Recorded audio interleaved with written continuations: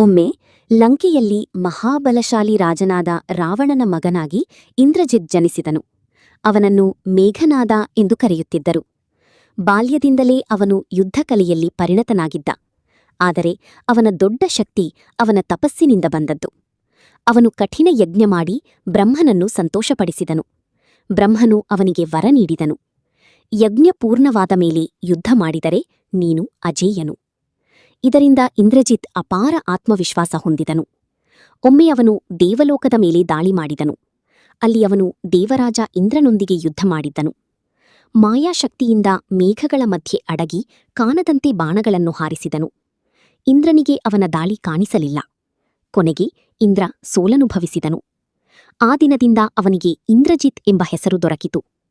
ರಾಮರಾವಣ ಯುದ್ಧ ಪ್ರಾರಂಭವಾದಾಗ ಇಂದ್ರಜಿತ್ ಯುದ್ಧಕ್ಕೆ ಇಳಿದನು. ಅವನು ಯಜ್ಞ ಮಾಡಿ ಅಜೇಯನಾಗಿ ನಂತರ ಯುದ್ಧಕ್ಕೆ ಬಂದನು.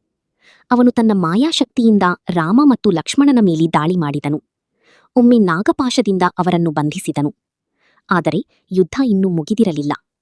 ಒಂದು ದಿನ ಇಂದ್ರಜಿತ್ ಮತ್ತೆ ಗುಪ್ತವಾಗಿ ಯಜ್ಞ ಮಾಡುತ್ತಿದ್ದನು. ಆ ಸಮಯದಲ್ಲಿ ವಿಭೀಷಣ ಒಂದು ರಹಸ್ಯ ಹೇಳಿದನು. ಯಜ್ಞ ಪೂರ್ಣಗೊಳ್ಳುವ ಮುನ್ನ ಅವನನ್ನು ತಡೆದರೆ ಮಾತ್ರ ಅವನನ್ನು ಸೋಲಿಸಬಹುದು.